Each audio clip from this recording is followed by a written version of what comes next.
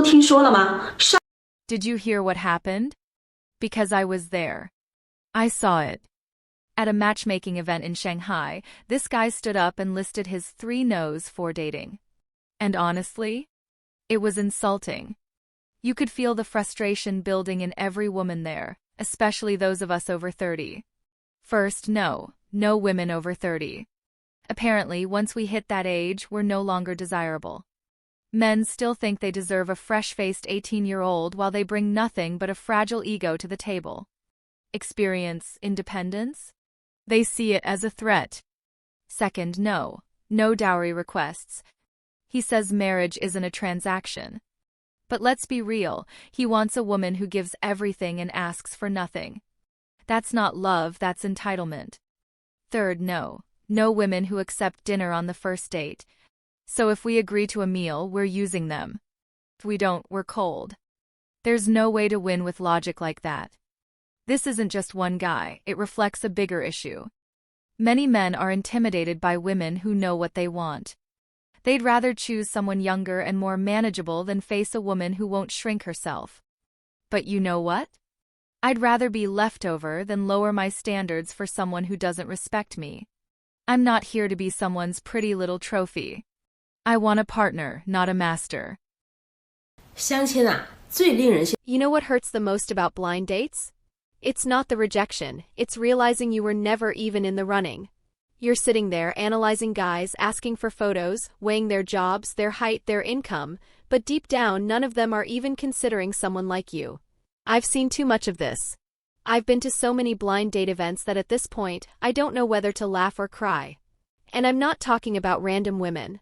I'm talking about people like me, women in our 30s, educated, financially independent, emotionally mature. Women who've seen life, who've worked hard, who have depth. But apparently, we're not what these men want. Let me tell you what actually happens at these events. You walk into the room and instantly feel the weight of judgment.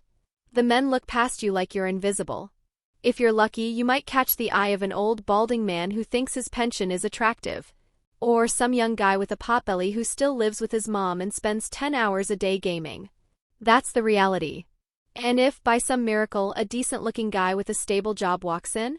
Forget it. He's instantly surrounded by a swarm of 20-year-olds with sparkly eyes and zero life experience. You don't even stand a chance. I've seen it. I felt it. You're just background noise. I remember once I got matched with this guy, 5 feet 10 inches, master's degree, $350K a year. My age. On paper, a great fit. But I couldn't even bring myself to reach out. Why? Because I knew I wasn't in his league anymore. Not because I'm not good enough, but because I'm not young enough. To him, my age disqualified everything else. Then there was another guy, slightly shorter, decent income, a car, a house. I tried to keep an open mind, I really did. But even when I asked to see more photos, front, side, full body, I could feel it. I wasn't what he was looking for. When I finally reached out, he ghosted me like I didn't exist. And then came the third. Mid-tier guy, decent job, apartment, car, 3 years older than me.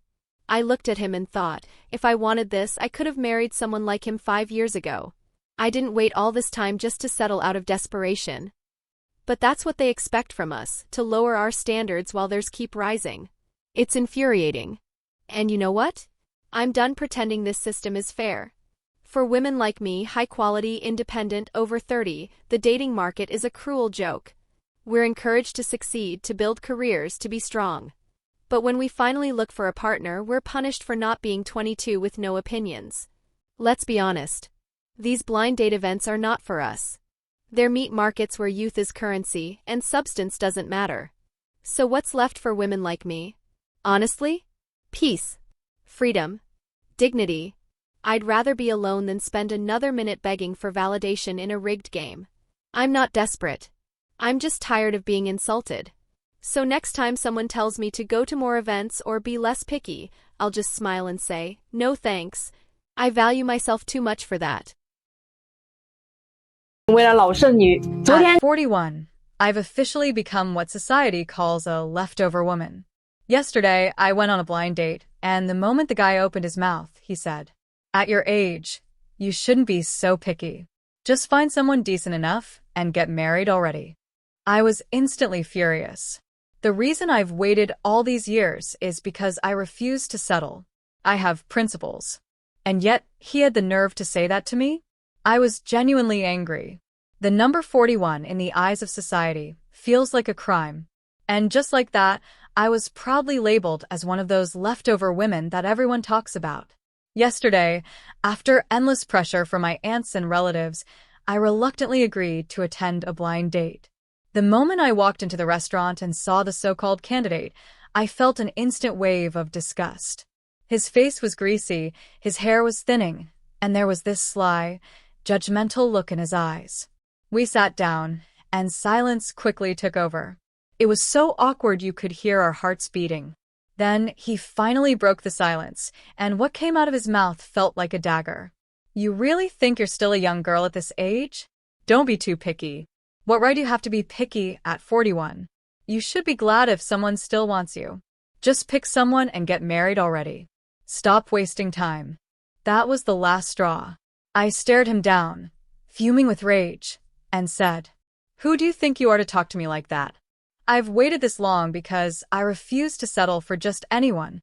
I have values and standards. I'm not some clearance sale item that anyone can just grab. And you? What makes you think you're any better? Aren't you a leftover man too?" He smirked with this arrogant expression and said, "Oh, please, you think you're something special? Look at yourself, 41. Your beauty is faded, having kids would be a challenge, and you're still acting like you've got options? I'm doing you a favor, telling you to wake up." I was shaking with rage, eyes blazing. "You're disgusting. I'd rather stay single for the rest of my life than marry someone like you. You think marriage is just a transaction? All about age, money, and appearances? What about love? What about respect?" I didn't hold back. I have my own life, my own worth, and I don't need a man to validate that. If I ever get married, it'll be for love, not desperation. I'd rather grow old alone with dignity than lose myself just to satisfy people like you. He scoffed. "Keep telling yourself that. One day you'll be old and lonely with no one around. You'll cry and regret not settling down. Don't come complaining later." And I answered without hesitation, "I won't regret it. I'll live life on my own terms. I'm not like you, desperate to find anyone just to say I'm married. You don't even understand what true happiness is. You're just following the crowd, stuck in outdated traditions.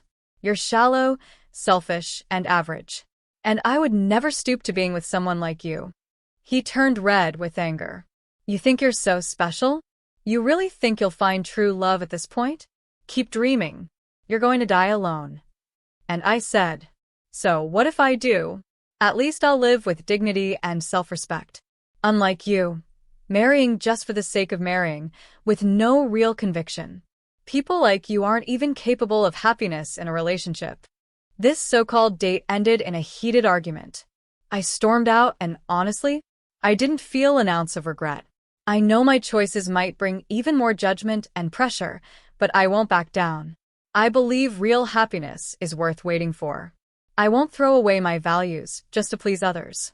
Even if it means a lifetime alone, I'll accept it proudly because only by staying true to myself will I ever find the path to real happiness. As soon as the post-2000 generation joined the blind dating scene, it really shook up the older single women who haven't married yet. Listen, I have a distant cousin. She was born in 2003 and recently went on a blind date. I asked her, "So how much are you expecting in bride price?" She said, 3 to 5,000 is fine. And why? Because my aunt insisted there had to be a bride price, even if just for formality. I asked her, "What about a house or a car?"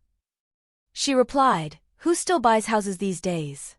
That would just tie me down for life. And a car? I don't want one either. It's a depreciating asset.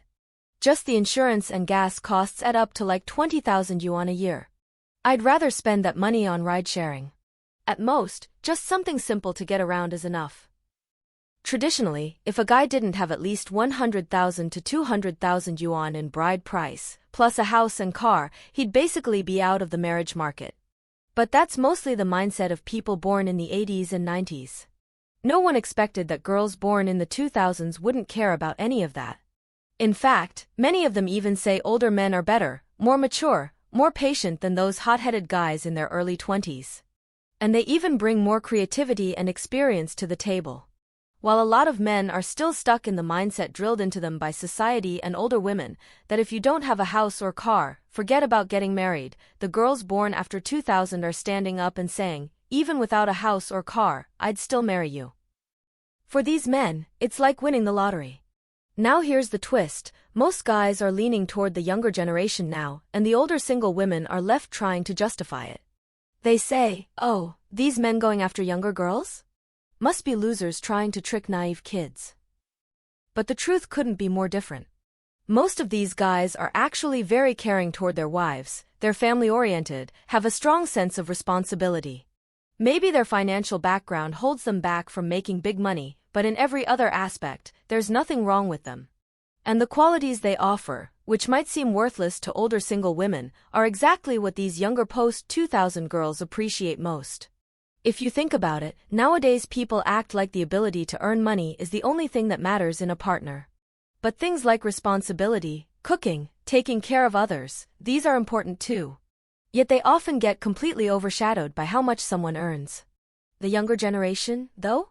They actually value those traits that the older single women tend to look down on. That's why, when these younger girls enter the dating scene, not only do older men go after them, but guys their own age are crazy about them too. The high-quality men get picked off right away. The rest go through another round of selection. And even a good chunk of the older single men, who used to be left behind, are now being chosen by the younger girls. So now things are awkward. What are the older single women supposed to do? You have to admit, the post-2000 girls are way more clear-headed in the dating market. As soon as they show up, it's like women from the 80s and 90s lose all their advantage. What do you think? After watching these videos, I realized that my previous takes on this topic where I said that blind date events in China were empty and had no men were actually wrong. It turns out these events do have plenty of men. The thing is, they're just not the kind of men these women want. And that's where the whole idea that there are no men comes from. Basically, the thousands of men who attend these events are invisible to these women and to society at large. The men there after the ones with cash in their pockets, a luxury car in the garage, and a bright future ahead are either already in relationships or too busy living life, chasing their own goals, and have no time to waste on absurd demands. Just listen to these Chinese women shouting in those interviews. Where are all the decent men? These events are such a waste of time. They show up with a checklist. That reads more like a real estate contract than a marriage proposal. A man needs to bring 500,000 yuan as bride price. A 150 square meter apartment fully paid and transferred to her name before even saying yes. And then hand over his entire monthly salary like he's paying taxes to a queen. And what do they offer in return? A degree they're not even using, looks that have seen better days, and an arrogance that scares off any man with a shred of common sense. They want the perfect CEO, but forget that the perfect CEO is looking for a 39-year-old woman who thinks the world revolves around her. Meanwhile, the men who do show up hardworking, decent guys just hoping for a chance are treated like ghosts. One of them even told me I brought my best smile. And she asked how much I make before she even said hello. When I told her I earn a stable 8,000 yuan per month, she laughed and said she doesn't date poor guys. I paid for the tea and left. These men aren't invisible because they don't exist.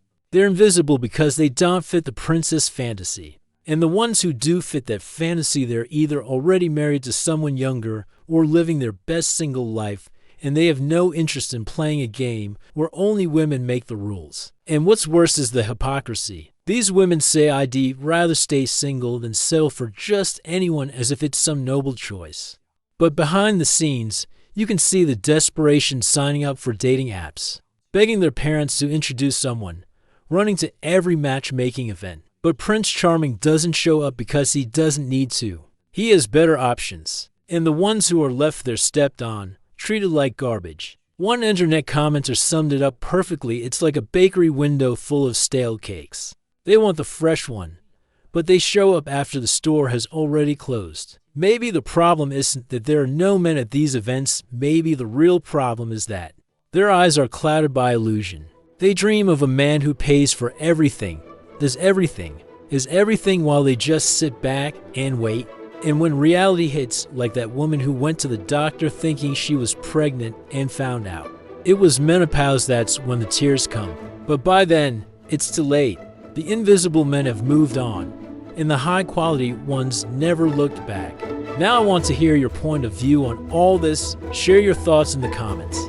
Leave a like if you enjoyed the video, and don't forget to subscribe for more content like this. See you in the next one.